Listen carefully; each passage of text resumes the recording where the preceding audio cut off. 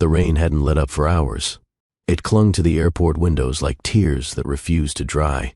Inside the terminal, beneath flickering lights and announcements that echoed with indifference, a woman sat slouched, her muscles betraying how long they'd been pushed past exhaustion. My Morgan's eyes were dry, but only because her body was too drained to cry. Her back ached. Her socks were damp. Her fingers trembled as they clutched the handle of a fraying suitcase, one she borrowed from a neighbor who had moved out months ago. Beside her sat Ruth, her daughter, holding herself like a soldier. Chin up, backpack zipped, feet swinging just above the ground. She leaned close, nudging her mother's arm with quiet patience. "Mom," Ruth said softly, "why don't you nap for a bit? I'll stay awake for the gate change." Mai shook her head with slow resistance. "No, baby. What if they call us early and we miss it?" "You always say," Ruth replied, mimicking her mother's voice with a grin, "if it's meant for us, it'll wait." That pulled a weak laugh from Mai's throat. She didn't have the energy to argue. 13 hours behind the counter of a noisy cafe, steam burning her wrists, rude customers biting at her patience, aching feet that screamed through her cheap sneakers, and now a delayed red-eye flight with no sign of mercy. Her apron was still tied around her waist. Coffee grounds still clung to the fabric. Her curls, once rich and proud, were tied in a defeated bun, the edges frizzing beneath fluorescent heat. She didn't feel like a woman tonight. She barely felt human. She was just a tired mother, fighting to stay awake in a world that wouldn't slow down for her. Ruth leaned her head on her shoulder. "I'm not sleepy yet," she whispered. "I'm just glad we're going somewhere new." Mai turned toward her daughter and managed to smile. "I'm glad you're here." A voice buzzed over the intercom, cold and robotic. "Flight 700, and 13 to JFK, now boarding all first-class passengers." Mai's stomach sank. She looked down at their crumpled economy tickets. They were nowhere near first class. The far back, the budget seats, the kind that made her knees swell and her dignity shrink. Still, she stood slowly, groaning as her legs locked. "Let's go wait in line, sweetie." But just as she moved forward, a voice, a deep, smooth baritone, cut across the noise. "Would you like to board with me?" Mai turned abruptly, startled. The man was tall, towering, actually. His posture screamed power. He wore a charcoal suit so sharp it made her conscious of the lint on her sleeves. His tie hung loose, like he'd just come from conquering something important. But his eyes, they weren't cold. They were searching. I'm sorry," she stammered. He nodded toward the boarding gate. "You look like you're running on fumes. Let me walk you in. You and your daughter." Mai blinked. "We're not first class." "She's with me," the man said calmly, motioning to the agent without waiting for her to protest. "I'll take responsibility." The airline worker barely blinked, scanning their tickets and motioning them forward. Ben didn't ask again. He simply placed a warm hand on the small of Mai's back, not pressing, just guiding. And before she could summon her pride to decline, she was walking beside him. Ruth followed, wide-eyed, gripping Mai's fingers tightly. They passed the other passengers, the yawners, the laptop typers, the perfume-spritzed elite. Mai felt every pair of eyes crawl across her like she was wearing the wrong shoes at the wrong ball. She didn't belong here. But somehow, she wasn't afraid. The man said nothing until they reached the entrance to the jet bridge. Then, just before stepping onto the ramp, he leaned closer. "You looked like you were about to collapse," he said, not unkindly. "No one should have to fight that alone." She didn't know what to say. He nodded once, then walked forward without waiting for her reply. And that was the beginning, the moment fate stopped making her wait. First class was another planet. The second Mai stepped into the cabin, her jaw locked on instinct. Cream leather recliners stretched out like thrones, soft lighting spilled across gold-lined edges, and the silence. It was the kind you paid for. No crying babies, no elbow wars, no sighs of impatience. Ruth gasped. "Mom, are those real pillows?" Mai gave her hand a gentle squeeze. "Don't touch anything." The man, Ben, was already settling into seat 2A. He looked like he belonged here, not just because of the suit, but because of the way he carried stillness.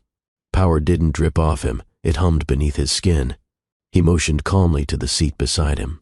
"She can take the window," he said, eyes on Ruth. "You take the middle." Mai hesitated, still clutching her purse like it was armor. I think there's been a misunderstanding. We can't sit here." Ben didn't argue. He simply reached into his blazer, pulled out a slim boarding pass, and handed to the flight attendant. "I upgraded them. No confusion." The attendant gave a tight smile and nodded. "Of course, Mr. Carl. That name. Carl." It registered somewhere in Mai's fogged memory. Headlines, maybe. Magazine covers. Something about acquisitions and tech. But before she could connect the dots, Ruth had already slid into the window seat, her shoes kicking in excitement. "Mom, the screen has games and movies." Mai finally lowered herself into the seat, nerves rattling under her skin.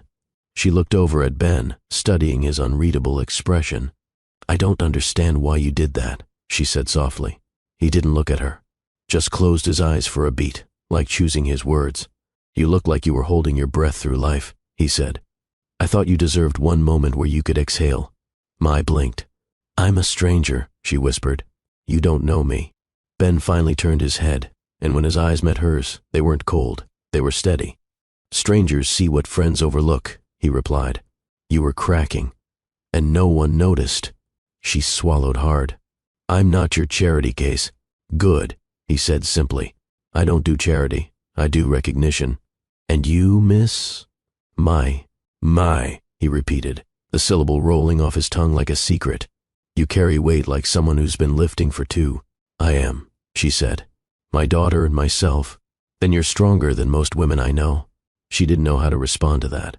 So she looked down at her hands, the calloused fingers, the faded nail polish, the bruised cuticle from a busted espresso machine. Ben tilted his head. "What do you do?" "I pour caffeine into people who don't say thank you." His mouth twitched. Almost a smile. "Barista? Professional exhaustion dealer?" That earned a low chuckle from him. It was the first time she heard him soften. "And what do you do?" she asked. He paused.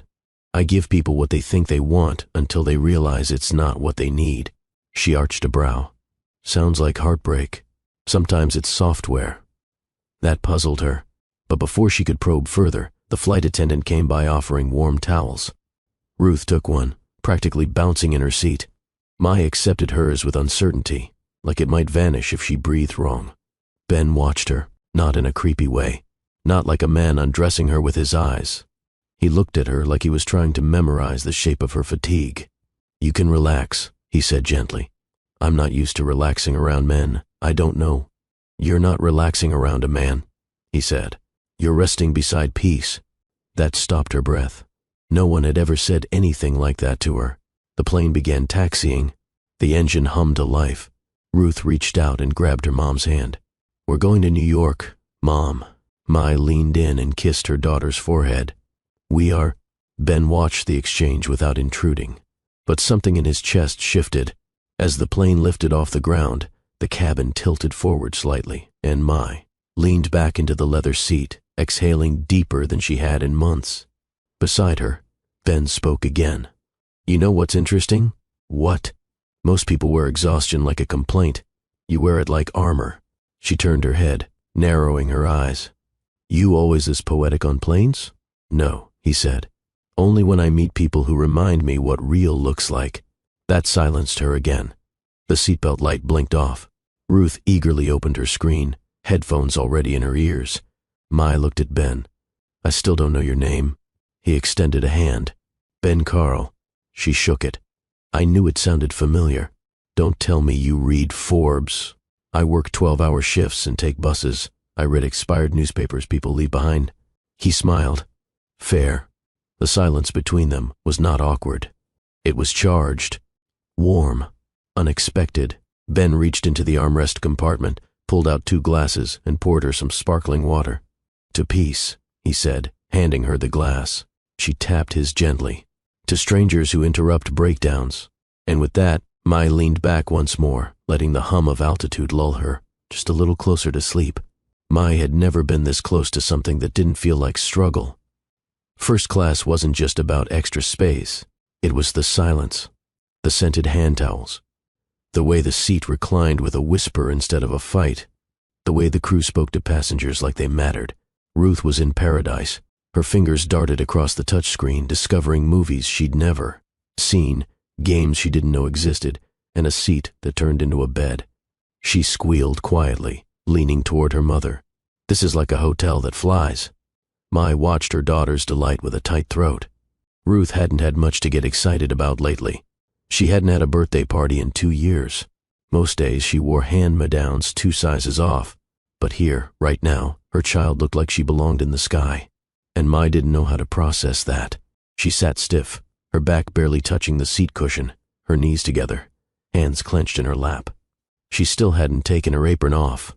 The coffee-stained cloth now felt like a reminder of who she was, of where she didn't belong. Ben noticed. He didn't speak immediately, just reached into the center console and pulled out a soft blanket. He unfolded it without a word and laid it gently across her lap.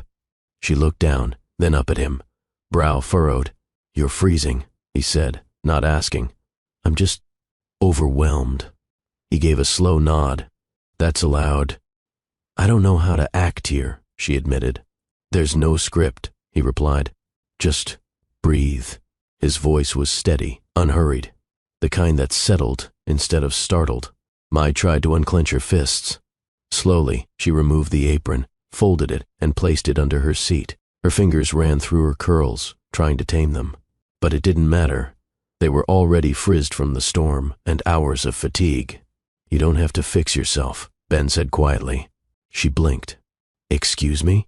"You looked in the mirror just now," he continued. "Whatever you saw, it doesn't need correcting." Her lips parted, then closed again. That wasn't flirting. It wasn't condescending. It sounded like truth. Ruth leaned over suddenly, pointing to the drink menu. "Mom, they have hot chocolate with cinnamon." Mai smiled, softer now. "You want that?" Ruth nodded eagerly. Ben pressed the service button. When the attendant arrived, he asked for the hot chocolate for Ruth and water for Mai. She tilted her head. "You didn't ask what I wanted?" He shrugged. "You haven't drunk water all night. You need hydration before anything else." She stared at him, unsure whether to feel annoyed or grateful. Somehow, it came off less controlling and more like he'd been paying attention. "I'm not used to people noticing things like that," she said eventually. "You deserve to be noticed," he replied, "for more than just your exhaustion." That stilled her. She turned away, looking out the window where city lights below blinked like scattered promises. Minutes passed. Ruth sipped her hot chocolate, humming under her breath. The cabin lights dimmed. Somewhere to their right, a passenger began to snore lightly. The atmosphere thinned into quiet. Ben sat with one ankle crossed, flipping casually through the in-flight magazine. Not a single glance at his phone. No laptop. No watch checking. He was just here. "Do you always fly like this?" Mai asked. He nodded. "Often. And you always upgrade random strangers?" "No." "Then why me?" He set the magazine down. "Because something about you made me pause." She scoffed lightly. "That sounds like a line." "I don't do lines," he said. "I do instincts. And mine said you needed one night off from surviving." That silenced her again. Her head leaned slightly against the seatback. She fought the weight in her eyelids. It had been fighting her since they left the train station hours ago. "You're afraid to fall asleep," Ben observed. "I don't trust comfort," she replied honestly. He looked at her. Not with pity, but with understanding. "I get that," he said. "Comfort has a cost. And people like us, we've paid in advance too many times." She tilted her head. "People like us? People who carry more than they're supposed to, who give more than they have." His eyes dropped to her hands again. "You're holding the world like you expect it to shatter." "I usually have to catch it when it does," she whispered. "Let it fall tonight," he said. "I'll catch it for you." The plane tilted slightly as they began cruising altitude. Ruth had dozed off, head tilted sideways, soft breaths escaping beneath her blanket. Mai stared at her daughter, then back at the man beside her. "You don't even know me," she said. "I know the look in your eyes," he replied. "What look is that?" "The one that says, I won't break here, not in front of anyone." "But I already did, 10 miles ago." Her chest tightened. Ben leaned back, arms resting on the sides of his seat. "You don't owe me anything," he added. "Not conversation, not explanation. This is your seat for one night. Use it how you need to." Mai let her gaze fall to his hands. Broad, still, not reaching, just resting. He wasn't trying to fix her. He was just making space. For the first time in years, her spine relaxed. Just slightly. Just enough for her shoulder to tilt. Ever so gently. Closer to his. And he didn't move away. At 33,000 feet, silence felt thicker than air. The hum of the engines was a steady lullaby, and the temperature inside the cabin had dropped just enough to pull passengers into their own cocoons.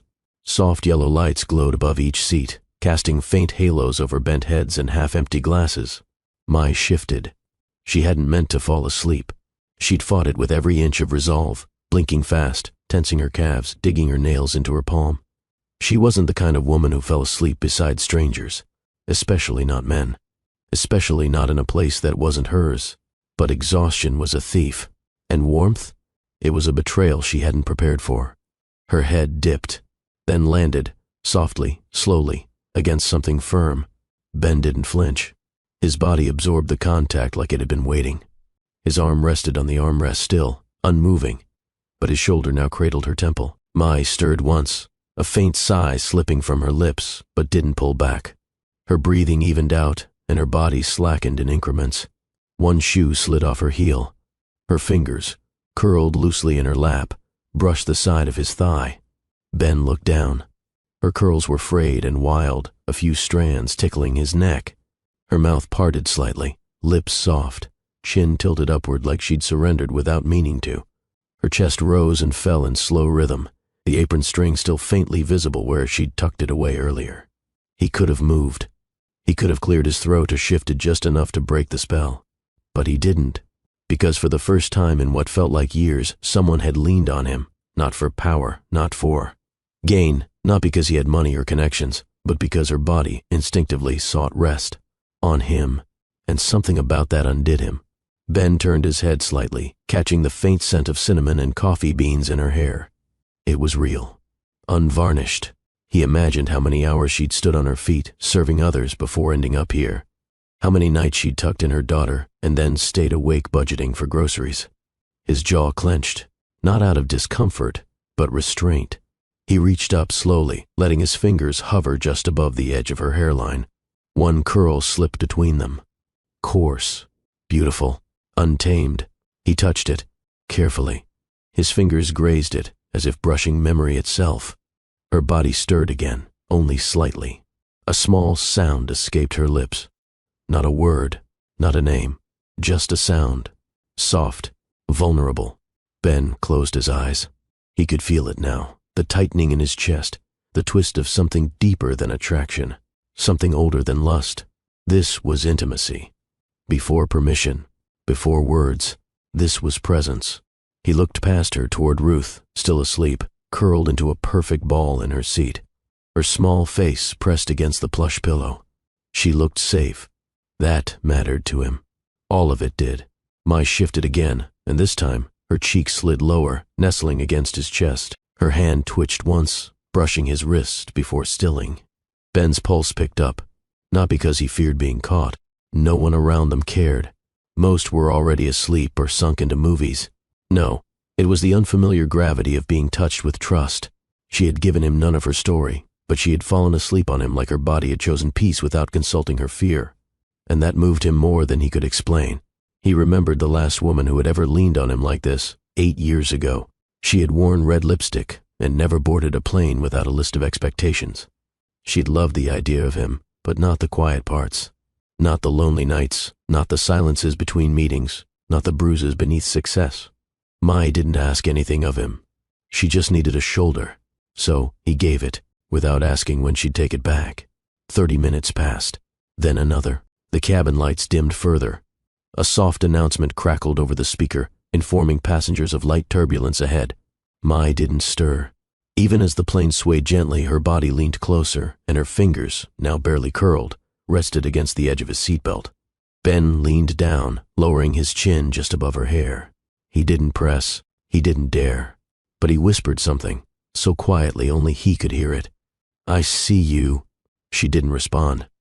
But he knew she'd feel it later, somewhere deep in the part of her heart that still believed in softness. Mai stirred. Her lashes fluttered once. Twice, then lifted.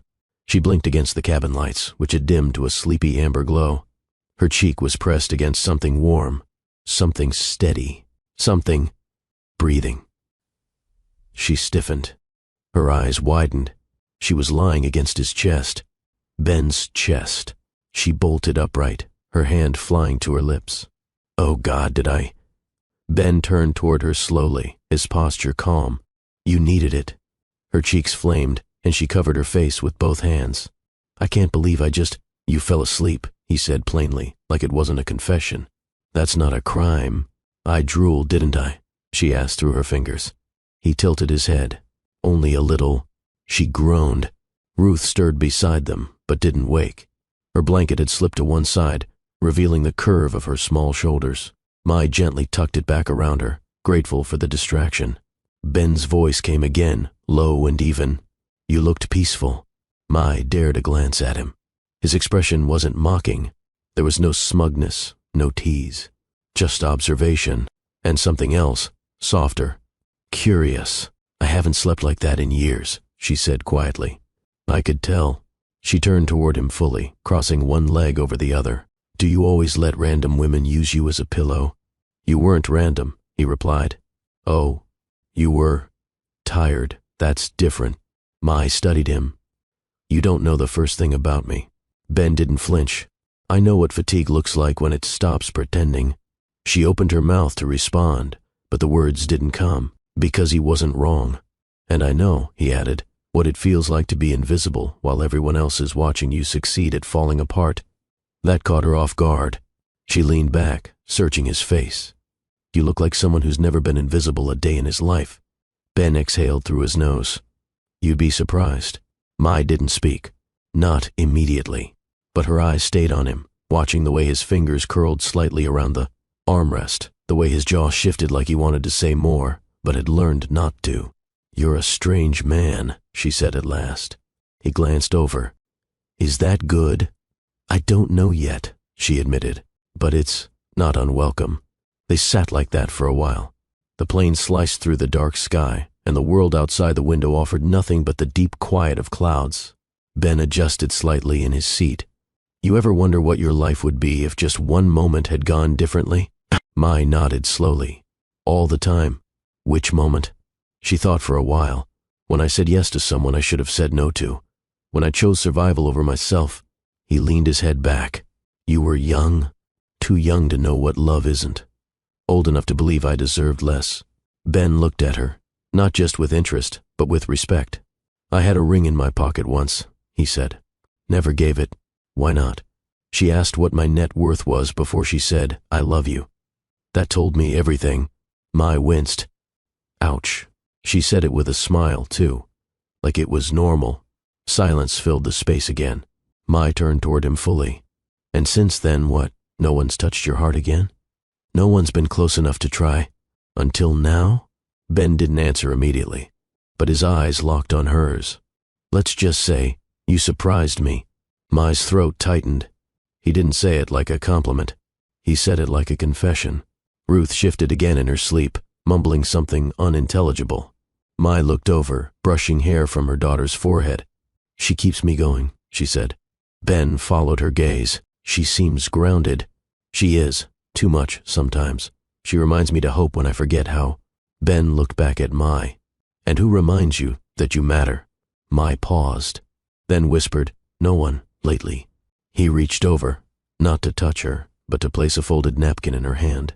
It had a single word written in blocky pen strokes, matter. She stared at it. He didn't explain, didn't elaborate, just sat beside her, letting the weight of the words settle between them. Mai held it tightly, and for the first time in a long time, she believed it. Not because someone said it, but because someone saw it. The quiet between them wasn't silence. It was charged, slow, a hum that seemed to move beneath the leather of their seats and ripple along their skin like invisible current. Ben sat with one elbow resting on the armrest, his hand relaxed, his body still facing forward.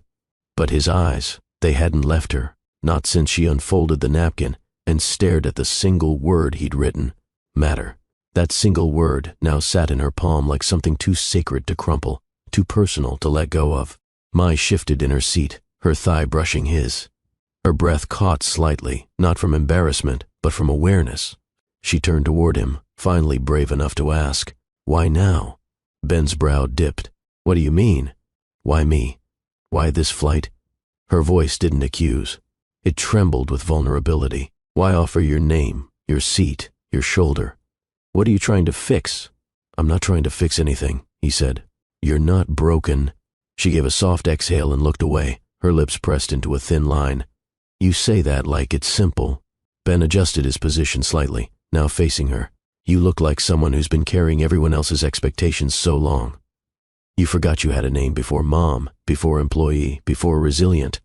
Her eyes glistened, but she blinked fast. "No one's ever looked at me and said that," she murmured.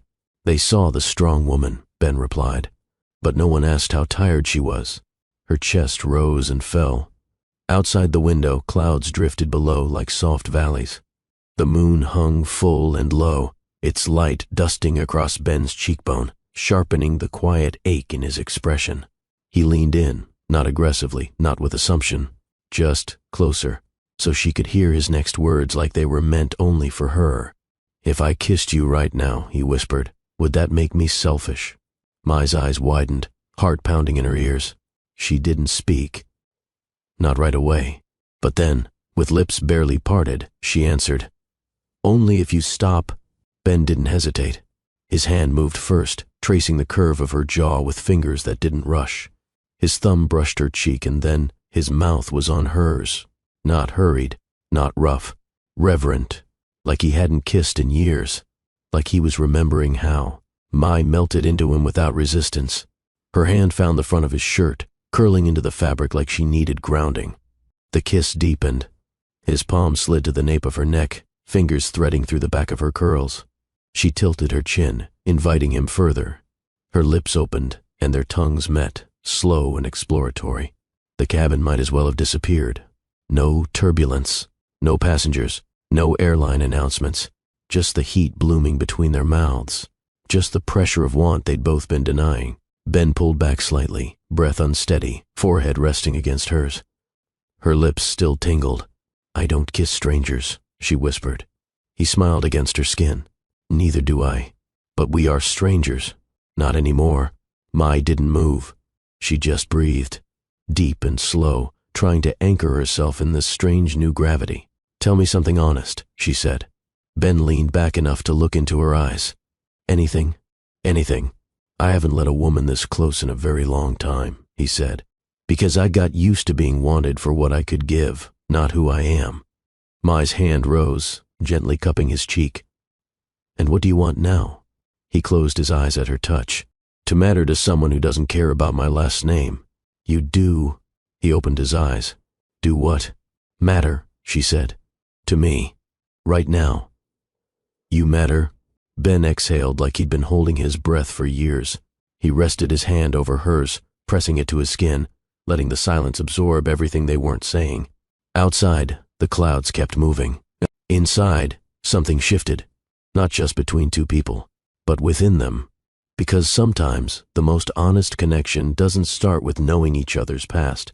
It starts with being seen in the present and choosing not to look away. Somewhere over the Great Lakes, the cabin dimmed to near black. The hush was total, broken only by the occasional clink of ice in a glass or the steady thrum of engines.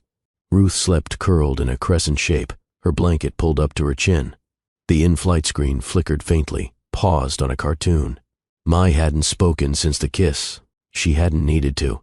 Her body did the talking now, angled toward Ben, breath light, pupils still dilated. She sat with her legs folded beneath her, their shoulders brushing. Her fingers, resting on the shared armrest, slowly inched closer to his. Ben noticed, and without saying a word, he reached beneath the thick comforter draped over their laps, tucked there earlier by a passing attendant, and found her hand. He didn't grip it. He didn't pull. He just let his fingers intertwine with hers. Mai's pulse quickened. She turned slightly, and the blanket shifted, falling across her thighs. Ben leaned closer, his lips brushing her ear. "Cold." She nodded once. He shifted, draping the edge of the comforter farther over her lap, creating a secret, space between them, a small, warm world hidden from anyone who might glance their way. His hand left hers, slid slowly across the blanket's edge, and found her knee beneath. Her breath hitched. "Tell me to stop," he whispered. She didn't. Instead, she parted her knees slightly. His hand moved higher, fingers skating up the inside of her thigh, pausing when he reached the seam of her jeans. The metal button was warm from her body heat. He didn't unfasten it yet, just hovered. Mai turned her face, forehead nearly touching his. "Are you sure you want to do this here?" His gaze didn't flinch. "I've never been more certain." She swallowed. He kissed her again, this time slower, lips open, tongue brushing hers like a promise. She melted into him. Her hand slipped beneath the blanket and rested on his thigh, thumb grazing the fine fabric of his tailored slacks. When his fingers finally popped open the button of her jeans, she didn't stop him. She closed her eyes. "Let go." Ben moved with care, unzipping slowly, deliberately. His hand slipped inside, warm and seeking, brushing against the lace of her underwear. He paused there, fingertips teasing the edge. "You're already trembling," he murmured. "I've never done this," she whispered. "Done what?" "Trusted a man in the dark, without needing a reason." He stilled, then kissed her cheek. "You don't need one." His hand slid beneath the lace. She gasped, quiet, breathless. Her hand gripped his wrist instinctively, but she didn't pull away. His fingers explored with precision, finding her warmth, her softness, the proof that she'd been starving for touch, for tenderness. He circled slowly, then pressed, the rhythm just enough to make her hips twitch. Mai pressed her lips together, trying not to moan. His mouth was on her neck now, open, kissing her just beneath the jawline. "No one's looking," he whispered. Her head tilted, offering more.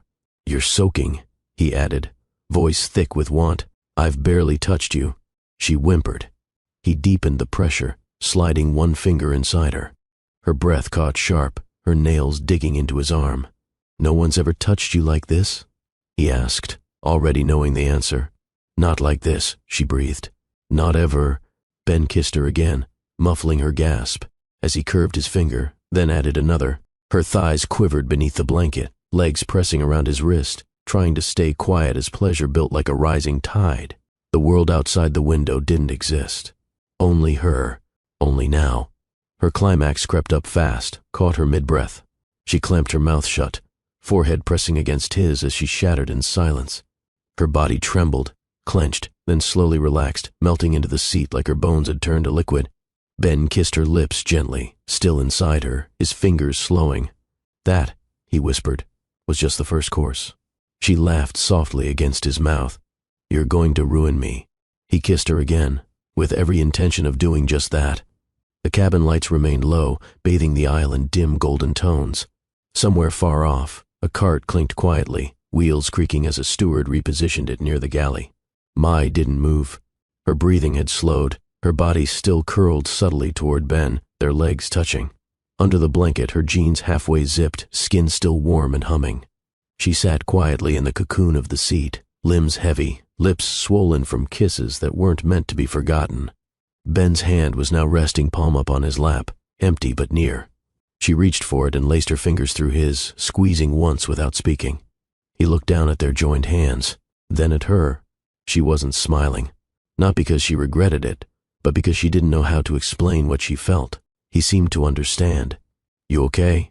he asked softly, voice just above the sound of the engine. She nodded. "I don't think I've let anyone close in years." "You let me." Her fingers tightened around his. "I didn't plan to." Ben's thumb stroked hers gently. "Some things don't ask for permission. They just arrive." That made her glance down, her heart pounding slower now but no less present. "I feel..." She struggled to find the word. "Exposed. Vulnerable?" "No," she whispered. "Seen." Ben leaned closer, resting his head against hers. "There's strength in that." Mai breathed in his scent again, clean, masculine, cedar with a hint of something darker underneath. She wondered if he even knew how intoxicating his stillness was, how rare it felt to be near someone who didn't fill silence with noise. Ruth stirred in her sleep beside them, curling into a tighter ball. Her face was peaceful, unaware of anything shifting just feet away. Mai reached over gently and adjusted the blanket around her daughter. As she did, her eyes brimmed. Ben noticed. "Hey." She wiped the corner of one eye quickly. I don't cry. Not in front of anyone. You're not crying, he said. You're just releasing. That's what crying is. He didn't argue. She leaned back again, brushing her knees together under the blanket, finally adjusting her jeans. The sensation of his touch still lingered between her thighs, but it wasn't just the pleasure that stayed. It was the meaning behind it. He had worshipped, not taken. Asked, not assumed. Held, not used. Her body, long neglected, had responded to kindness like it was oxygen. I forgot what it felt like to want, she said quietly.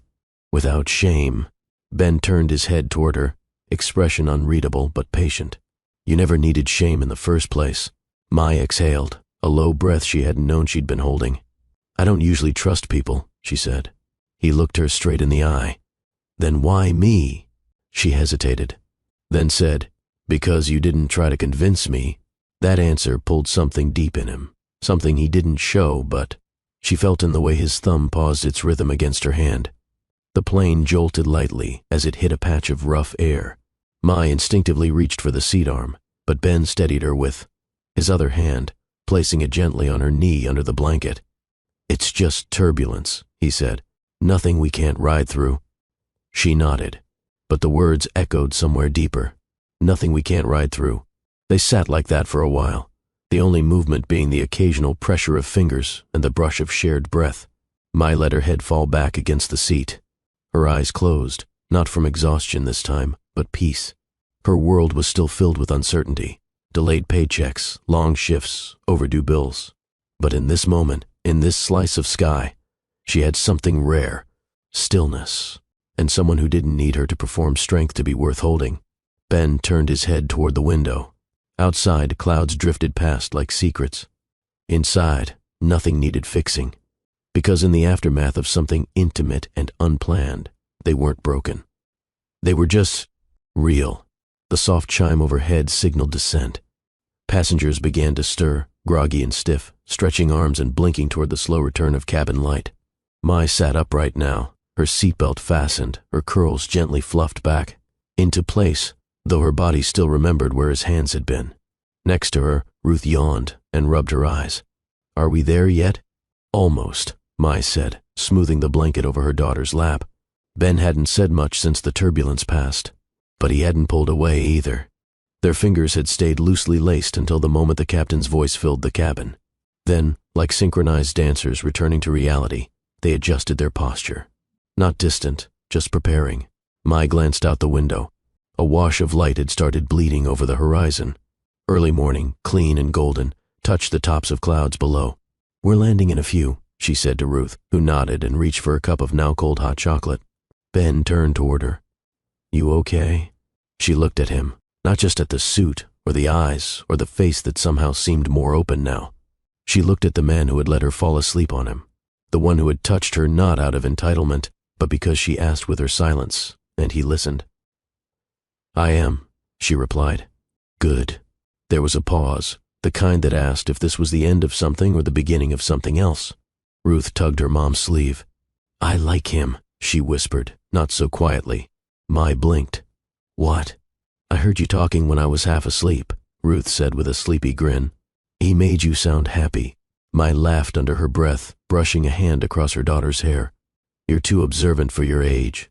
Ben smiled at Ruth. I'm glad you think I'm not too weird. You're weird, Ruth said honestly, but in a safe way. Ben looked at Mai. High praise.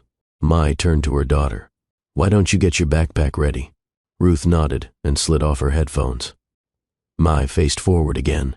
She's sharp. I noticed, Ben said. Like her mother. The descent grew more defined now, the engine slowing, flaps adjusting, the plane dipping ever so slightly. I should thank you, Mai said quietly. For everything. You don't have to. I want to. Ben turned his head slightly, watching her profile. You thanked me when you let go. Mai's throat tightened. The seatbelt sign glowed red. The landing gear released.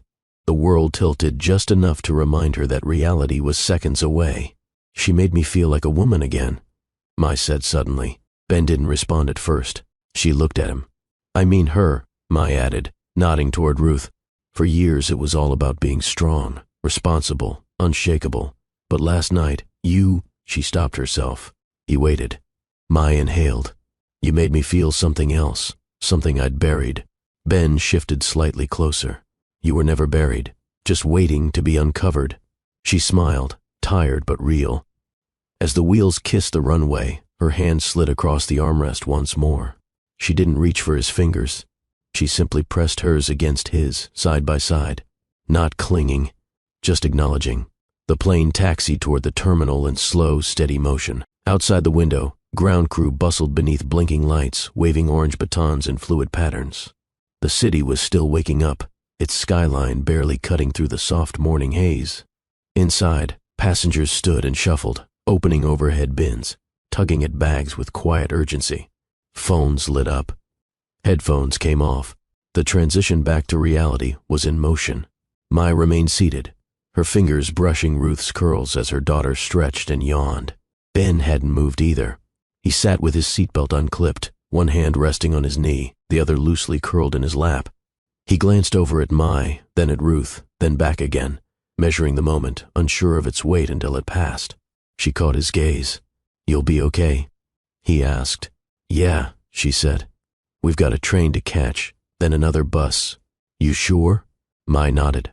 He hesitated, then said, "Can I see you again?" She blinked. There it was, the moment, the part where feelings go from accidental to intentional. "Ben." She started, her voice low. "I know," he said quickly. "It's fast. We just met." She tilted her head. "We didn't just meet." "Not really." "Then let me try again," he said. "Mai, I'd like to know you. Off this flight." She smiled, but it didn't reach her eyes fully. He saw it. She stood slowly, reaching into the seat pocket and pulling out Ruth's sketch pad. A crumpled granola bar wrapper. Her phone, which was still on airplane mode. Ben rose too. Passengers moved past them, edging toward the exit.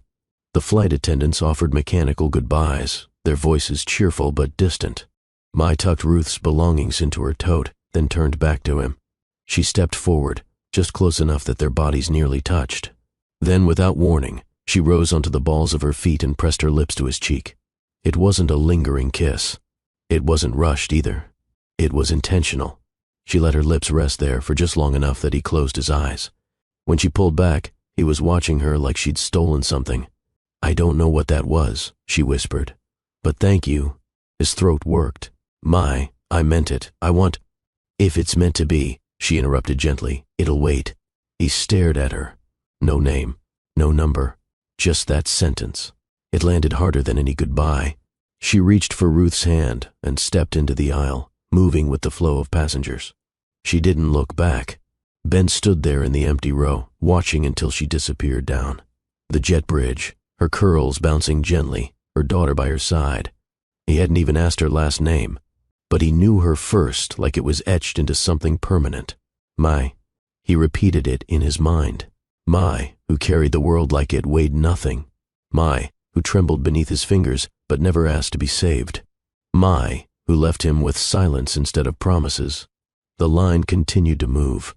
Ben finally stepped out of the row, grabbing his briefcase without thinking. And as he entered the aisle, surrounded by strangers, he realized he didn't need her number to remember her. He already couldn't forget. Ben didn't speak to anyone as he exited the terminal. His driver stood at the curb, holding a sign he didn't need. Ben waved it off with a brief nod and slid into the back of the black SUV without a word. The door closed with a soft click. The city greeted him through tinted glass, sharp lines, polished surfaces, nothing out of place. It should have felt like coming home. It didn't. He leaned his head back, closed his eyes. Her name hadn't left his mind once. Mai. The scent of her still clung faintly to his shirt. The way she'd rested against him, the softness of her voice, the fire in her silence, it all played on loop. But it wasn't just what happened between them. It was what had cracked open inside him. A memory, buried but never far. 7 years earlier, a rooftop in the West Village, a private celebration, string lights, jazz, and her, Celine. She wore a backless emerald dress and diamond earrings too heavy for the occasion. Her laugh was loud, the kind that turned heads in a room. She'd once told him she loved how he made everything look so easy. That night, he had a box in his pocket. Not because he was certain, but because everyone expected him to be. They stood overlooking the city, champagne in hand, as the skyline shimmered. He reached for the box. Before he could speak, she asked, "Did the quarterly go through?" He froze. She wasn't looking at him. She was checking her reflection in the glass. "I think I broke a nail on that stupid yacht ladder," she added, lifting her hand. Ben lowered the box slowly. When she finally noticed, she laughed. "Oh my God, were you about to—" He didn't answer. Her smile dropped. "Ben, yes, I love you, but let's not make emotional decisions during volatile fiscal periods." That line, it should have been funny. It wasn't.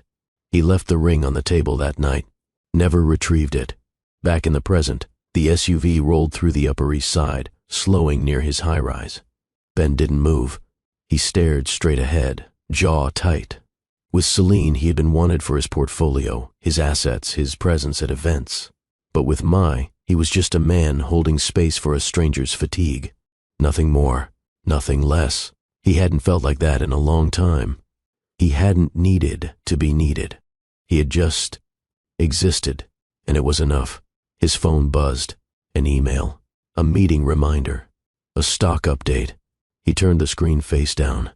The driver pulled up to the entrance, glancing into the rearview mirror. "Sir?" Ben didn't respond right away. Then he finally opened the door and stepped out into the morning light. The streets smelled of fresh espresso and pavement. The day had already started for everyone else. But he was still stuck in seat 2A, her head on his shoulder, the whispered truth between them still echoing in his chest. "You matter." He hadn't realized how badly he needed to hear that. From someone who had nothing to gain. And now she was gone. No number, no promise. Just a name that felt like it had weight, and the quiet ache of waiting. The train ride back was quiet. Ruth sat by the window, legs crossed, earbuds in, eyes fixed on passing buildings blurred by speed. Her sketchpad was open on her lap, a cartoonish drawing of an airplane beginning to take form with bold crayon lines. Mai sat beside her, hands wrapped around a lukewarm paper cup of tea she hadn't touched. Her curls had been hastily pinned up again. Her face was bare, no gloss, no distractions. She didn't need a mirror to know she looked different. She could feel it in her skin, in the places he'd touched, in the places he hadn't, in the silence that stretched longer than it used to. Not empty, just still. She wasn't used to stillness. At the next stop, a family boarded, 2 kids and a flustered mother who juggled snacks and apologies.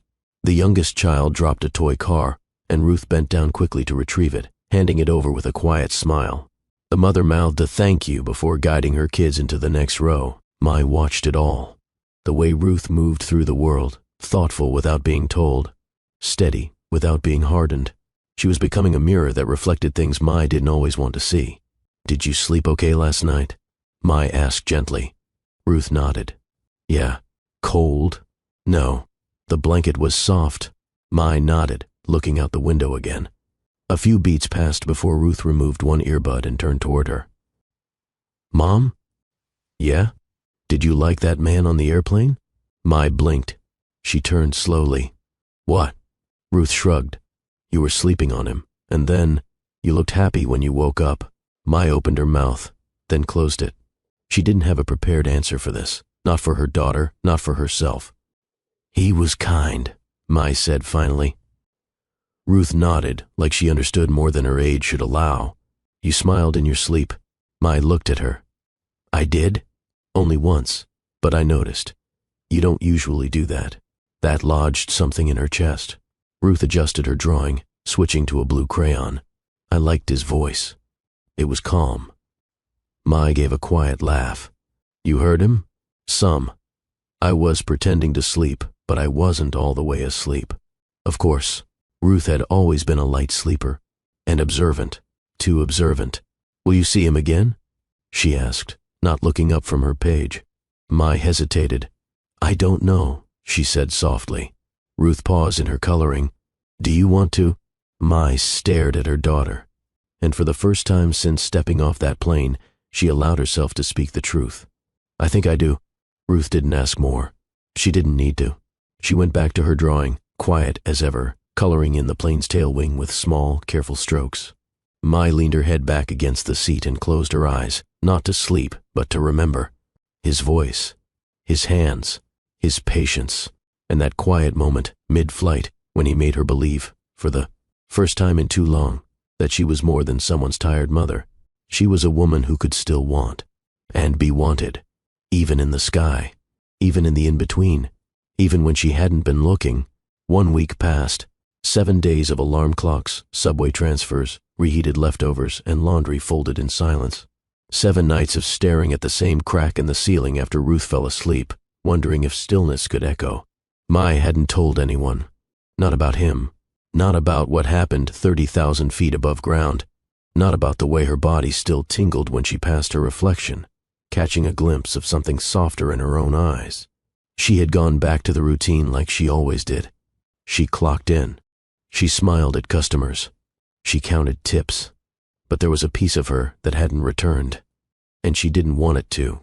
On Thursday morning, as she sat on a bench near Ruth's school with a worn paperback in her lap and her phone face down beside her, it buzzed once. Then again, she flipped it over. Unknown number. Her fingers froze. She hadn't given him her contact. Not at the airport. Not during the flight. She had walked away with only a kiss and a name. She hesitated, thumb hovering over the screen, then tapped. I still remember how you taste. Her breath caught. I still remember how your voice sounds when you fall apart. She clutched the phone tighter, heart racing. I don't want to forget. Mai blinked hard. Then, Ben. Her chest rose slowly, then fell. The world around her blurred. The passing jogger, the squeak of swings behind her, the rustle of a leaf rolling across the sidewalk. All she could see was the name. All she could feel was the burn of every memory pouring back in with precision. She didn't respond. Not yet. She stared at the message, thumb hovering again, unsure if pressing reply would feel like surrender or survival. Then another buzz. I'm at gate 14. I bought a ticket I don't need, just to feel close to where it started. Her lips parted. Please come say goodbye, unless you want to start something else instead. Mai's fingers trembled as she read it again. And again. She looked up toward the street, the cabs passing, the sky wide and open. Ruth's laughter echoed from a distance, her voice floating across the playground fence. Mai stood. She turned in the direction of the airport, the same airport where it all began, where she had boarded alone with nothing but exhaustion and responsibility, where she had exited a different woman, with no number in her phone, but something undeniable pressed into her soul. She slipped her phone into her pocket, turned toward the playground gate. Ruth looked up as Mai approached. Hey, Mom. Mai crouched to her level. You okay if we go early today? Ruth nodded. Sure. Where are we going? Mai smiled, heart-thudding. Gate 14, she said. To see if fate wants us to board something we didn't plan. Ruth tilted her head, curious. Like a surprise? Mai stood and held out her hand. Something like that. And as Ruth slipped her small fingers into her mother's, neither of them looked back. Ben sat alone at gate 14. No suitcase, no laptop, no boarding pass that mattered. He wore a navy wool coat draped open over a black shirt, slacks sharp enough for a meeting he never intended to attend. A ticket to Chicago lay folded in his breast pocket, just enough of a formality to get past security. The gate was nearly empty. A few travelers slouched against their luggage, heads tilted back in tired poses. The overhead speaker announced a delayed flight to Denver. A child cried somewhere behind him, the sound distant, not intrusive. He tapped his thumb against his knee, checked his phone. Nothing. Then again, he hadn't expected a reply. He'd sent the message because silence had begun to weigh more than distance. He needed her to know that what happened up there wasn't something he left in the clouds. It had landed with him, hard, and now he sat where it began, waiting. There was something both reckless and human in it, waiting without knowing. He stared at the glass wall across from him, where jets taxied like steel beasts, slow and powerful. Somewhere a plane ascended with a roar, disappearing into gray clouds. He remembered the way her head had dropped onto his shoulder, soft and heavy, the kind of surrender that didn't ask for explanation. He remembered her hand beneath the blanket, warm and trembling, fingers tangled with his. And then the kiss. That kiss had never left his mouth. It still lived there, a phantom brushing against memory. The boarding screen blinked with new updates. His flight time shifted. He didn't look up. He wasn't there for a destination. He was there for a question. And if she didn't show, he would carry the answer without complaint, because he'd rather wait and be disappointed than never give her the choice to return. He shifted forward, elbows on knees, hands clasped, closed his eyes, then heard it. The sound of small footsteps, quick and light, then slower ones behind them. He turned his head. Mai stood 10 feet away. No makeup, no costume, no performance, just her. A soft coat over jeans, curls swept into a loose knot, one hand holding Ruth's, the other clutching something tight at her side. Her eyes met his. She didn't smile right away. Neither did he. Time seemed to press pause between them. Then, slowly, she stepped forward. Ruth looked up at her mother. Is this the part where we hug or something? Mai smiled faintly. I think so. Ben stood, but he didn't move toward them. He waited. Mai reached into her coat pocket and pulled something out, a napkin. The same one. She handed it to him, folded into a perfect square. He unfolded it. The word he'd written was still there. Matter.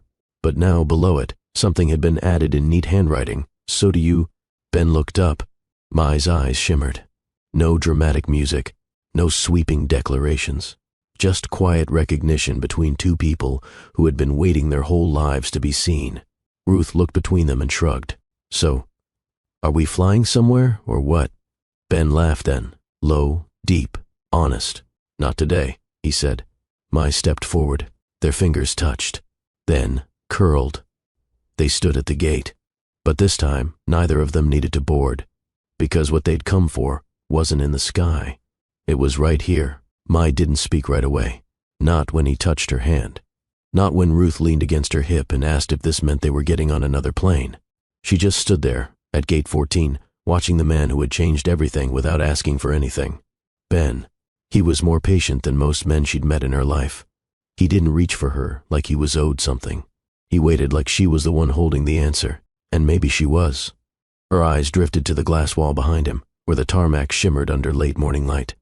Planes moved in slow choreography, some preparing to take off, others coasting gently to their arrival. Arrivals, departures, journeys, returns. She hadn't expected to return to him.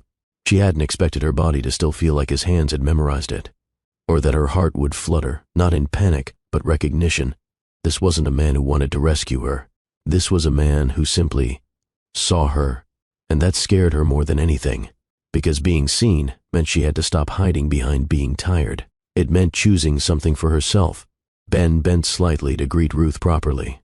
He offered a hand with a nod and said, "Hey, it's good to see you again." Ruth looked up at him, her face unreadable for a beat. Then she shook his hand and said, "You still sound calm." Ben chuckled. "I'll try to keep it that way." Mai watched the exchange and felt something unfamiliar settle in her chest.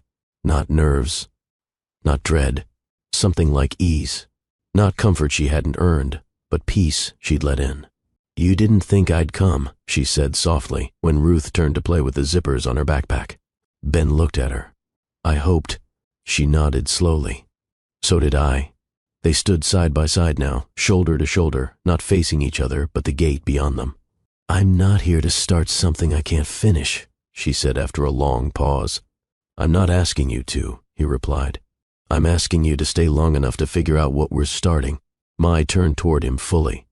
"You don't know everything about me. I don't need to. I'm still building my life from scratch. It's messy." Ben took a small step closer. "I'm not afraid of messy." She looked up into his eyes. He hadn't changed. Still composed. Still quiet. Still watching her with that same stillness that made her feel less like a project and more like a person. "Why gate 14? She asked. Ben shrugged. "It was ours." She smiled, almost involuntarily. "It wasn't even our gate that day." "No," he said. "But it's where I remembered you the most." She let that settle. Ruth tugged her sleeve. "Are we going to stand here forever?" Mai laughed, the tension breaking. "No, baby," she said. "We're walking toward something." She turned back to Ben. "You ready?" she asked. He nodded once. "Are you?" She didn't lie. "I'm terrified." He held out his hand again. "Then we go scared." Mai took it, and together they walked, not toward a flight, not toward a plan, not toward a promised future, but toward fate, one step at a time. They didn't leave the airport, not right away. Ben led them to a private lounge, a quiet one, far from the crowd. His name alone opened the doors. No questions asked. Ruth found a corner with juice and a beanbag, headphones back in her ears as she stretched out and got lost in a game. And for the first time since they saw each other again, Mai and Ben were alone. He stood near the window, hands in his pockets, watching a plane push back from its gate. She sat on the low leather couch behind him, elbows on her knees, fingers clasped. The silence wasn't uncomfortable. It was waiting. Ben turned after a moment. "You didn't have to come," he said. Mai looked up. "I know, but you did. I wasn't sure what I'd say. You didn't need to say anything." She stood then, walked toward him, stopped just short of touching. "You made me feel like I could stop pretending," she said. "And then I left before I had to prove that was true." Ben's voice lowered. "You don't owe me anything." "I know," she said, "but I still wanted to come back. Not for a second chance, just a real one." She reached out, fingers brushing his shirt. "You felt like safety," she whispered. "And I didn't know what to do with that." Ben took her hand and brought it to his chest. His heartbeat thudded beneath her palm. "You felt like permission," he said, "and I didn't know I needed that either." Mai stepped in closer, their bodies barely separated. He dipped his head until their foreheads touched. No kiss, not yet. Just shared breath, shared heat. Ben's hand slid to the small of her back, gently urging her forward. She didn't resist. Her arms wrapped around his waist, her cheek pressing to his chest. He held her there, not tightly, just present, like his arms weren't cages. They were space, space she could fill without asking. When she finally pulled back, her eyes met his. They were clearer than before, tired but open. He searched her face. "Are you staying?" he asked. Mai didn't blink. Yes. Ben didn't smile, but his eyes did. She kissed him this time, not tentative, not rushed, not for what had been or what might come, just for now. His arms pulled her closer, his mouth moving with hers, slow and deep, like he was memorizing every angle. The kiss deepened.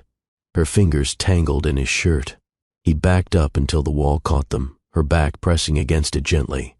Her legs parted slightly as his thigh nudged between them. She gasped into his mouth, and he swallowed the sound.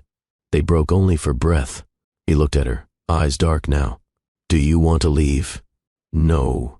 Ben stepped back just enough to take her hand, led her out of the lounge, past strangers, past old gates, past every version of themselves they'd ever tried to outgrow, until they stepped into something neither of them had planned for. Not departure, not arrival.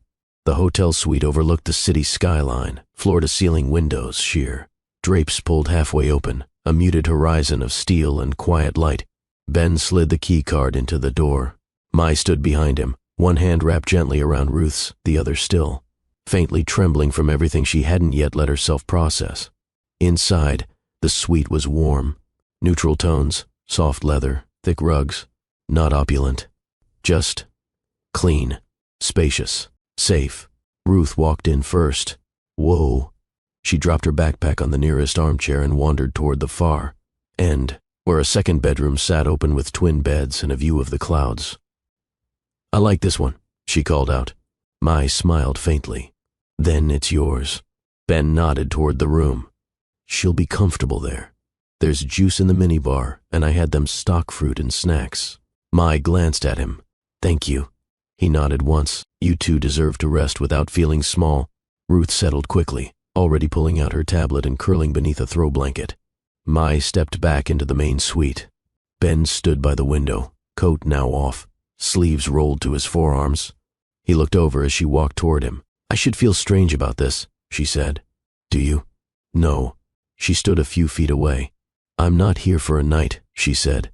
"Not if this is only about bodies." "It's not," he said immediately. "I've spent most of my life being useful, needed, rarely chosen." Ben's jaw worked as if holding back something sharper than a reply. Then he crossed the distance between them and stopped just short of touching her. "Then let this be about choosing," he said.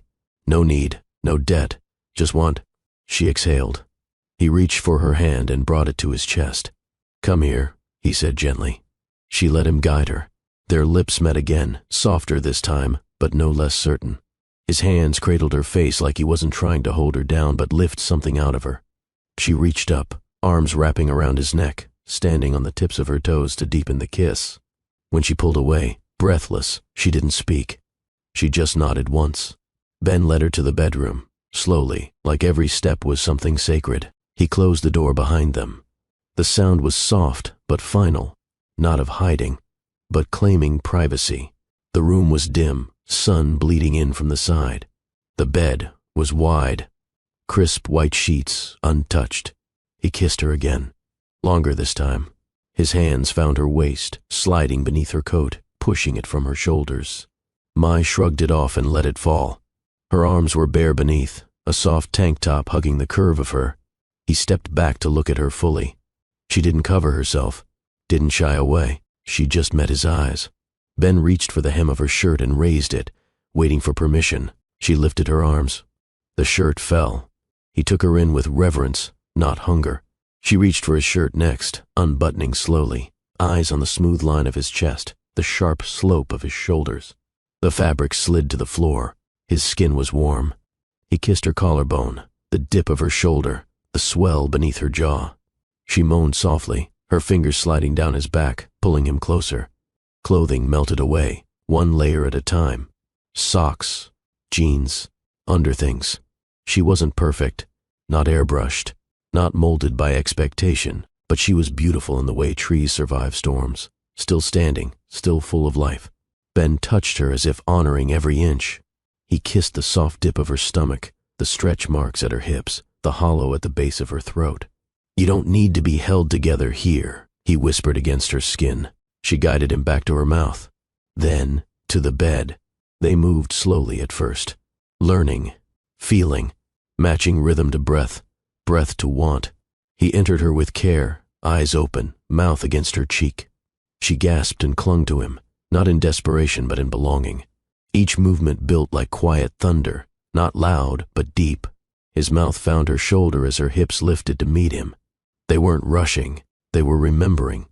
She called his name, not because it hurt, but because she finally knew what it felt like to be wanted without being used. He whispered hers into her neck. They came undone together, not in pieces, but in release.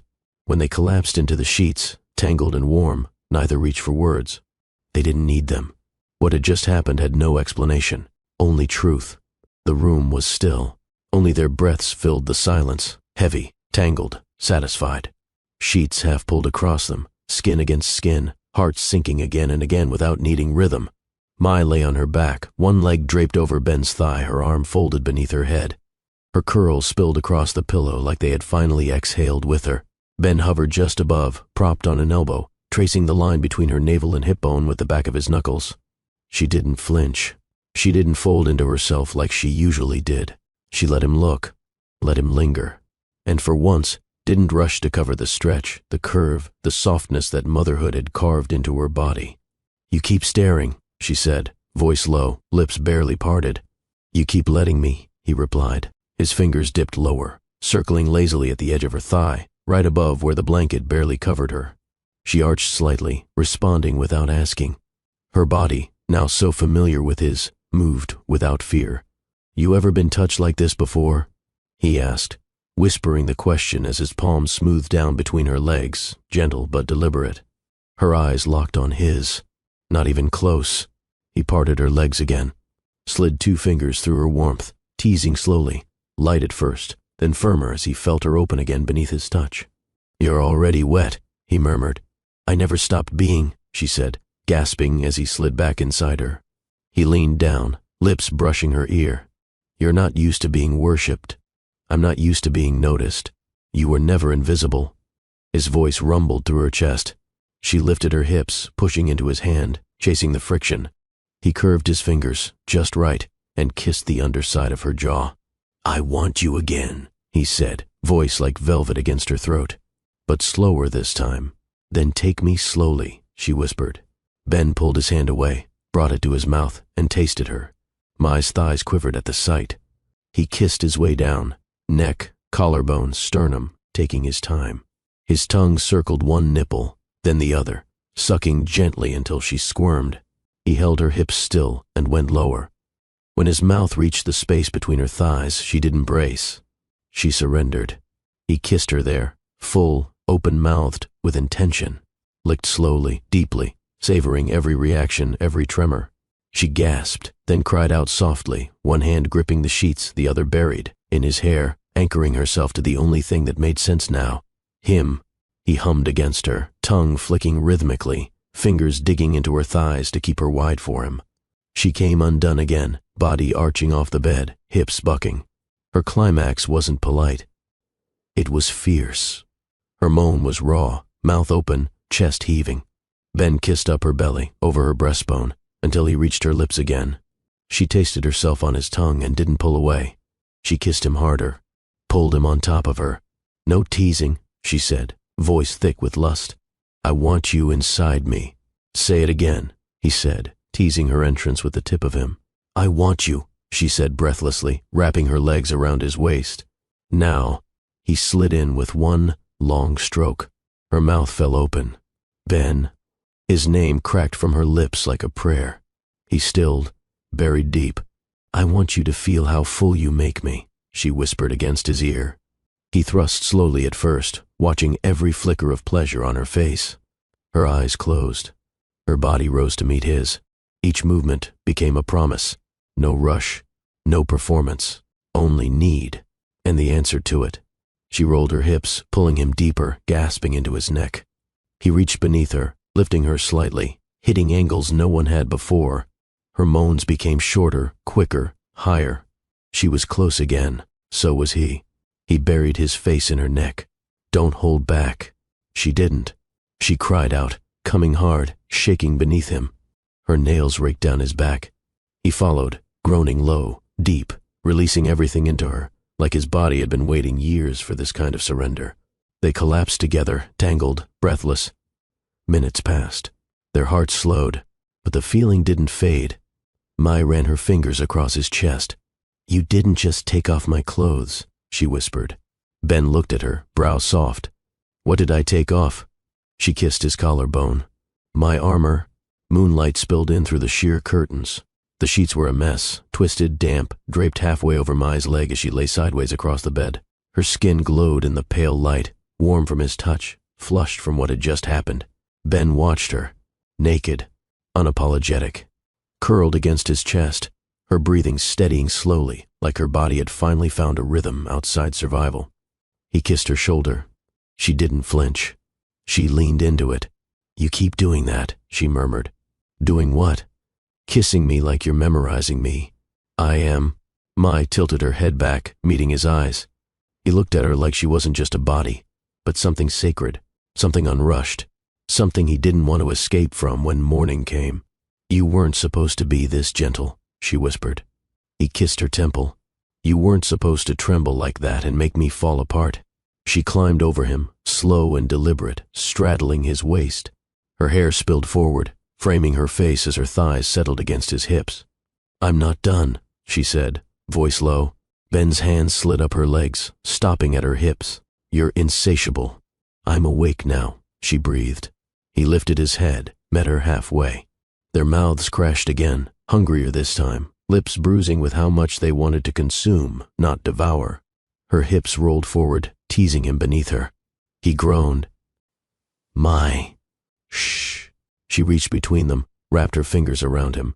He pulsed in her hand, hard and hot, and she didn't hesitate. She guided him into her, slow, thick, full. They both gasped.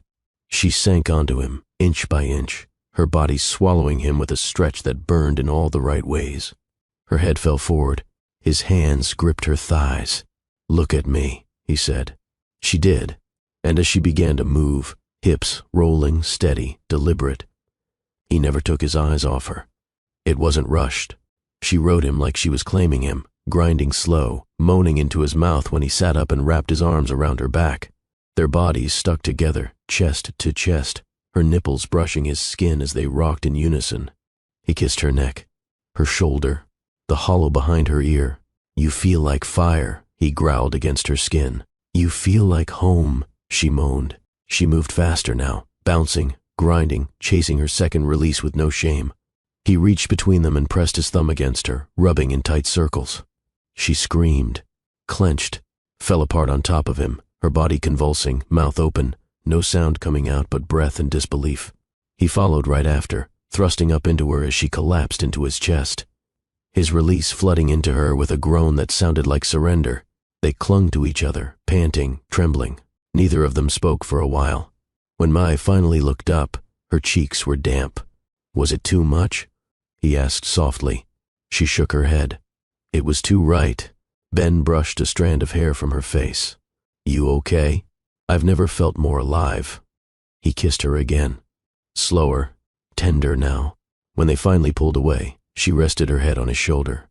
I thought I knew what desire was, she whispered. He ran his fingers down her spine. You do now. She smiled against his skin.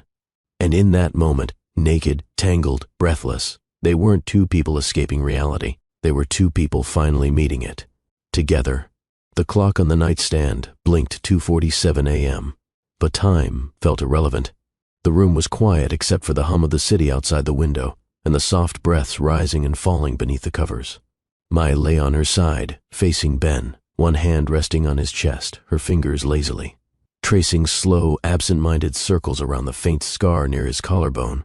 His arm was tucked beneath her neck, the other draped across her waist, holding her like he had no plans of letting go. Neither of them had said anything in a while, but nothing about the silence felt empty. He broke it first. You always sleep this lightly? I always sleep like I'm waiting for something to go wrong. Ben turned his head on the pillow, kissed her forehead. What are you waiting for now? She thought about it for a moment, then answered, I don't know, maybe, that you'll disappear, that I imagine this, that I'll wake up on a hard plastic airport seat and none of this happened. He ran his fingers through her curls. Does this feel imagined? She pressed her palm flat against his chest. No, but I've learned not to trust what feels good. Ben didn't speak immediately. He just pulled her closer until her thigh slid over his and they were tangled again. She whispered, It feels dangerous to be held like this. Why? Because you might mean it. I do. The room fell quiet again. She inhaled, slow and shaky. I haven't let anyone this close in a long time. I stopped letting myself hope for real things, kept everything practical, manageable, and now? Her voice dropped. Now I'm scared. Ben didn't flinch. So am I. That surprised her. She lifted her head, chin resting on his chest. You? He nodded slowly. You think being successful makes it easier to give your heart away? It doesn't. It just makes it harder to believe someone wants the heart and not the empire it's attached to. She searched his eyes. Is that what happened before?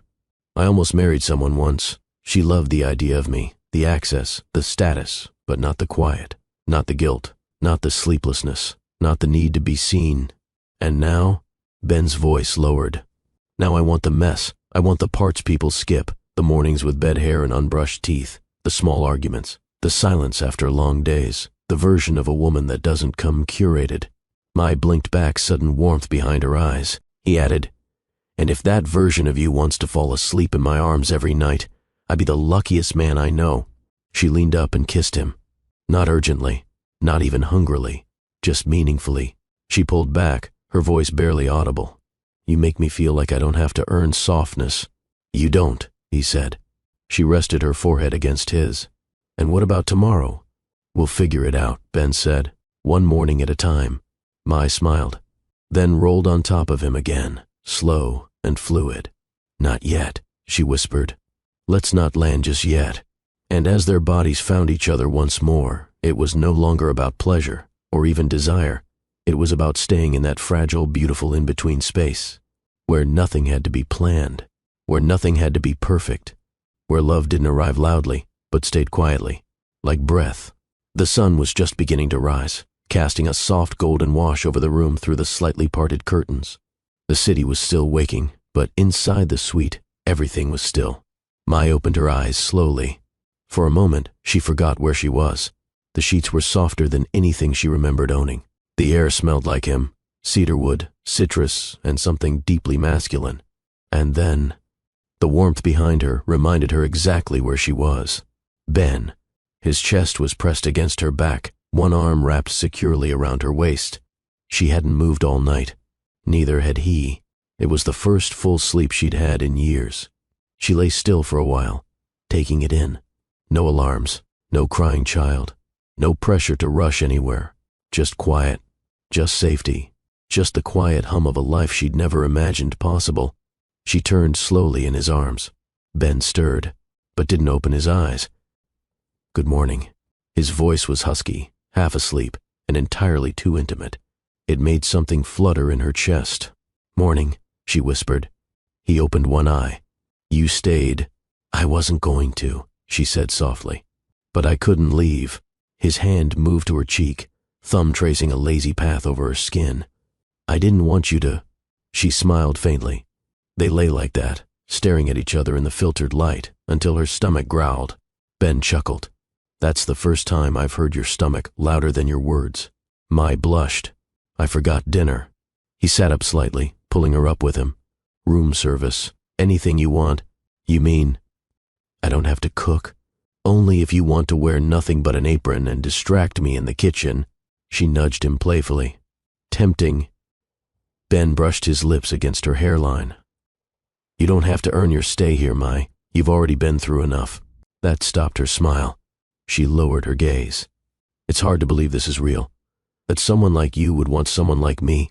Ben reached under her chin and lifted it gently. "What exactly do you think you are?" "Complicated. A mother. Scarred. Not exactly a perfect fit for your life. And what exactly do you think my life is?" He said, voice quiet but firm. "You think it's perfect because it looks polished on the outside?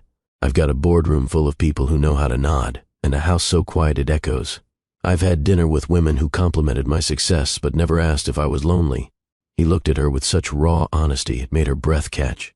"You are the first woman," he continued, "who didn't try to sell me a version of herself. You showed up exhausted, honest, real, and you made me want to stay awake just to hold you." Mai's eyes welled up, uninvited. Ben wiped the tear that slipped down her cheek. "Don't cry." "I don't mean to," she whispered. "I know. That's why it matters." They sat up in bed, backs against the headboard, his arm over her shoulder as she curled into him. The tray came eventually, pancakes, fruit, coffee, but neither of them rushed to eat. They fed each other pieces between smiles, between questions, between long pauses where words weren't needed. She asked about his childhood. He asked about Ruth. She asked what scared him. He said, waking up and realizing I'd built an empire but forgotten to build a life. Then he turned the question on her. "What about you? What scares you most?" Mai didn't hesitate. "That this is just a dream I don't get to keep." Ben set his coffee down and turned toward her, his voice low. "Then let's make it real. Day by day, no pressure, no timeline, just us." She looked down at their hands, intertwined without trying, and nodded. For once, she wasn't thinking about escape plans. She wasn't thinking about pain. She wasn't even thinking about how long this would last. She was just here, with him, and for the first time in a long time, that was enough. Ben stood alone at the window, coffee in hand, watching the light ripple across the city skyline. Mai was still curled in the bed behind him, her breathing soft, rhythmic, safe. But in his chest, the silence wasn't quite as still. He closed his eyes, and just like that, he was no longer in this hotel suite. He was 8 years old, sitting at a long walnut dining table in his childhood home, trying not to cry in front of his father. The man's voice had been like ice. "You're a Woods. Woodsmen don't cry. You got pushed down. Push harder next time. And for heaven's sake, stand up straight." Ben had sniffled, wiped his face with the sleeve of his prep school uniform. His mother had said nothing, just sat there at the head of the table, cutting into her salmon like her son's pain was background noise. Later that night, in his room, he'd curled up with his pillow and whispered into it, "Maybe if I just stop feeling things, they'll be proud of me." That whisper had stayed with him. For years, Ben blinked back to the present. He rubbed his jaw, now grown and square, no longer the soft round face of a boy. But some echoes didn't age. He thought about how often he'd been rewarded for being cold. In the boardroom, at investor summits, during corporate wars, ruthlessness was respected. Disconnection was expected. He'd built a company that mirrored his childhood, impressive from the outside, emotionally bankrupt on the inside. Until last night. Until that moment Mai fell asleep in his arms, not needing anything from him except a place to be still. She hadn't begged for love, hadn't tried to seduce power. She simply existed. And in her existence he saw everything he never had: softness without fear, honesty without shame, emotion without apology. A memory hit him then. Harvard, his junior year. The girl he dated secretly, Samantha, studied literature, walked barefoot on the quad. She once cried during a poem reading. He had pulled back from her afterward, ghosted her. Why? Because it embarrassed him. Not her tears, his reaction to them. He'd felt something, and instead of sitting with it, he'd punished her for making him feel. He whispered aloud now, "I was trained not to love anything that couldn't be controlled." Mai stirred behind him. He turned. She was watching him. "You okay?" she asked, sitting up, hugging the sheets to her chest. Ben nodded. "Yeah, just remembering things I used to avoid." She tilted her head. "Want to talk about it?" He walked to the bed and sat beside her, handing her the untouched second cup of coffee. "My father thought emotions were a disease. My mother made elegance look like silence. I used to think power meant never breaking down. And now," she asked gently, "I think power is staying when everything in you wants to run. Power is feeling things anyway, even if it breaks you." Mai didn't speak. She just reached over and took his hand, threading her fingers through his. He squeezed back. Ben exhaled slowly. "I used to look for perfection, women who said the right thing, wore the right dress, knew how to keep the mystery. And they never saw me, not once. They loved the company. They tolerated the man." Mai was quiet for a while. Then softly, "And what do you want now?" He looked straight at her. "Someone who cries when she's tired, laughs when she shouldn't. Someone who's been through storms but still stands. Someone who lets me in, even when it scares her." She looked down, touched. "You're describing someone like me." "I'm describing exactly you." Mai smiled, but there was something uncertain in her eyes. "I'm not always easy to hold." Ben nodded. "Then let me learn. Let me fail. Let me try again." Silence settled over the room, but this time it was comforting. He continued, voice softer, "I don't want perfect anymore. I want real, because real stays." And with those words, the air between them shifted. Not dramatically, not with sparks, but like a curtain lifting, like something heavy had been laid down. Mai leaned her head on his shoulder. Ben rested his cheek on her hair. He whispered, "I'm not afraid of your shadows. I've just been waiting for someone who could sit with mine." Outside, the city came alive with noise. But in here, they weren't rushing to join it. They were busy rewriting definitions of strength, of love, of who they were allowed to be, together. It was a quiet Sunday morning when Ben knocked gently on the door of Mai's apartment. He wasn't in a suit, no polished mask, no billionaire armor, just jeans, a soft navy sweater, and the kind of nervousness only someone who finally meant it could wear. The door creaked open. Ruth stood there. Ben froze. She was smaller up close than he'd imagined, but her eyes, wide and still, were her mother's, dark and steady. She didn't speak, just tilted her head, examining him like a puzzle she wasn't sure how to solve. Ben cleared his throat. "Hi, you must be Ruth." She didn't blink. "You're the man from the plane." "Yes," he said, kneeling slightly so they were closer in height. "That was the first time I saw your mom, and maybe the first time in a long time I really saw anything at all." Ruth squinted. "You looked scared that day." Ben smiled. "I was. Why? Because when something real shows up in your life, it shakes everything that's fake. And I had a lot of fake things before I met your mom." Ruth stared at him for a moment longer, then stepped aside. "She's in the kitchen."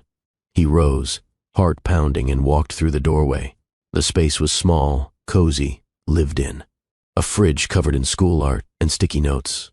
A couch with a throw blanket that had clearly been washed 100 times.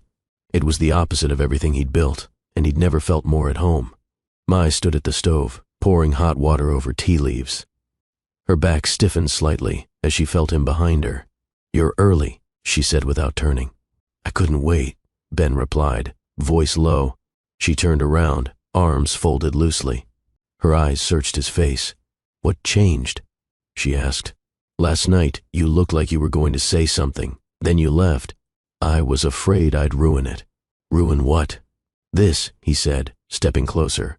"Whatever this is, could be." Mai looked at him, guarded. "Say what you came to say, Ben." He nodded, swallowed. "I grew up believing that love was something you controlled, that you measured it by how much someone didn't need you. But that's not love. That's distance dressed up as dignity." He took another step. "I've lived my life surrounded by people who needed what I could give, but never needed me. And that's what you changed. You didn't ask for anything but truth, and you gave more of yourself than anyone ever has." Mai blinked, emotion quietly rising, but she said nothing. Ben continued. "You told me once that you were scared this was a dream you didn't get to keep. I'm here to tell you, I want to fight for that dream. I want to wake up beside you and know I'm not pretending anymore. That this, us, is the one thing in my life I didn't earn with money or influence." She lowered her eyes. "Ben, I know I can't erase the pain. I know you've carried Ruth alone. I know you've been the provider, the protector, the everything. And I won't insult you by saying I can just walk in and fix it." His voice cracked. "But I can stay." Mai looked up, startled by the word. "I can stay when the bills are late. I can stay when Ruth throws a tantrum. I can stay when you doubt yourself and cry into a pillow at 2 a.m. I can stay when it's boring or messy or real."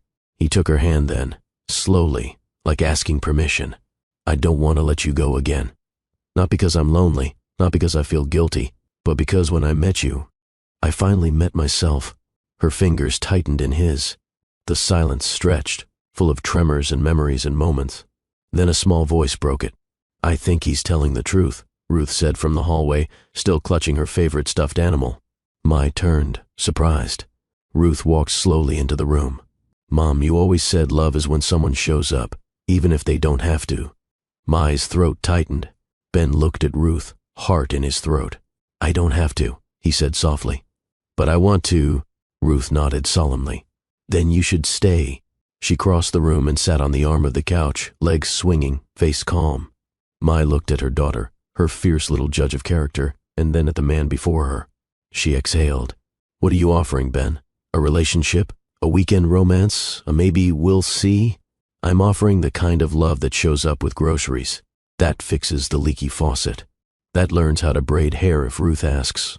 She arched an eyebrow. "You'd braid her hair?" "I'd YouTube it. Every day until I got it right." A laugh broke out of her before she could stop it. It wasn't the kind of laughter that filled silence. It was the kind that cracked through fear. She stepped forward, arms sliding around his waist. His arms wrapped around her like memory, like promise. "I don't need a perfect man," she whispered. "Good," he said, kissing her forehead, "because I only know how to be yours." They stood there for a long while. No headlines. No deals. Just a man, a woman, and a girl who had finally seen someone mean what he said. Ruth picked up her drawing pad and started sketching again. Outside, the morning was unfolding like a new chapter. And inside, a family, unfinished, unpolished but real, had taken its first unshakable step.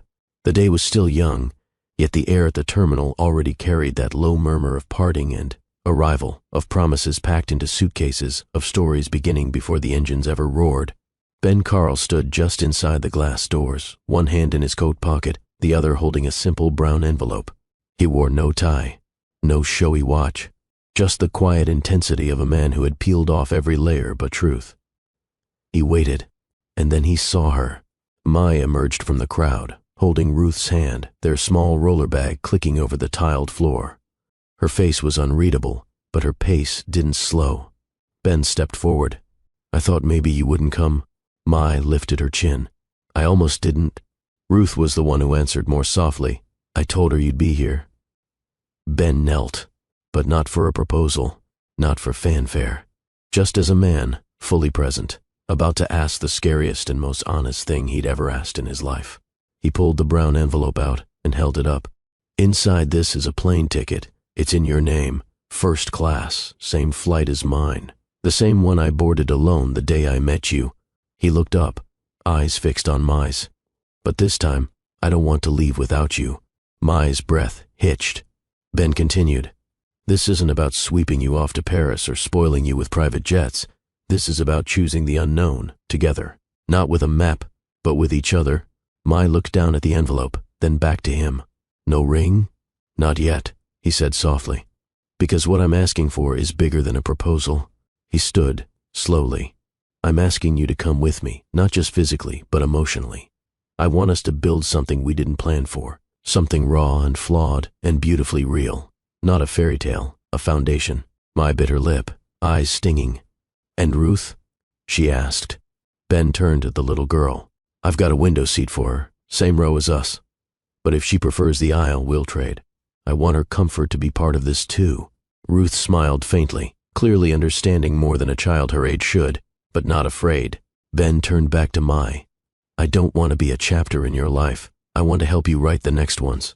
If that means carrying bags, making pancakes badly, walking beside you at school drop-offs, I'm in. Mai looked at the envelope in his hand. She didn't take it immediately. What if we don't make it? She asked. What if we crash and burn? Ben's voice was steady. Then we'll burn holding each other, and we'll rise again. There was a long pause. Then slowly, tenderly, she reached out and took the envelope. She didn't smile. Not at first. She simply exhaled, like someone who had been holding her breath for years. All right, she whispered. Let's see where this flight goes. Ruth clapped. Ben's laugh was low and grateful. As they made their way toward the boarding gate together, there was no dramatic music, no flashbulbs, just the soft, rhythmic click of their wheels moving in sync. At the checkpoint, Ben let Mai and Ruth step ahead. He watched them with the kind of reverence reserved for rare art or sacred things. And when he stepped through security behind them, something invisible shifted. He was no longer a man running from pressure or loneliness. He was a man walking toward a future that asked for his heart, not his money. As they reached the gate, the agent looked up. 3 first seat, 3A, 3 billions, and 3C. Mai nodded. Ruth grinned. Window seat's mine. Ben leaned close. It always was. The jet bridge stretched ahead of them, but it no longer looked like a tunnel of routine. It looked like a second chance. As they stepped through, shoulder to shoulder, Ben whispered to Mai, I was scared, the first time, you sleeping on me, your warmth. It made me want things I didn't have a name for. She turned her head slightly. And now? He smiled. Now I want to build the things we don't even have dreams for yet. Mai didn't reply with words. She just reached out and took his hand. Tightly. And they boarded, this time not as strangers, but as something much rarer. 2 people brave enough to begin again. Together. The plane leveled in the sky. Clouds drifted below like soft memories, half forgotten, but still gentle enough to hold. Mai glanced over at Ben. He wasn't looking at her, he was watching Ruth. The little girl had fallen asleep mid-sentence, headphones still clinging to her curls. Her cheeks flushed with that pure kind of peace only children carry. And Ben? He didn't speak, but the way he watched her, like he was seeing a new sunrise, like he was catching up on years he never knew he'd missed. Mai leaned back into her seat, her head gently resting against Ben's shoulder. Familiar now, but never boring. A place, not just for rest, but for return. The engines hummed. The sky outside remained unbothered by how everything had changed in the span of a day. But inside seat 3 billions? Everything was different. She wasn't running anymore. Not from exhaustion, not from hope, not from herself. Ben reached over and gently laced his fingers with hers. Not for show, not for display. Just presence, just promise. Later, long after the wheels touched down in a city that neither of them called home, but maybe could, Mai sat on a hotel balcony with a glass of tea in her hands. Ruth was asleep in the adjoining room. Ben stepped out and wrapped a soft blanket around her shoulders before sinking into the seat beside her. They watched the city blink under the evening sky. No grand declarations, no urgent rush, just steady breathing, quiet rhythm, time, finally, slowing to their pace, and somewhere in that shared silence, Mai smiled. Not because she had it all figured out, not because her heart wasn't still healing, but because for the first time in a long time, she didn't feel alone in the process. Sometimes life delays you, makes you miss a flight, a moment, a plan. You think it's punishment. You think it's failure. You think it's just another disappointment in a long list of almosts. But what if that delay was divine? What if the exhaustion that made you sit down was the beginning of someone else standing up?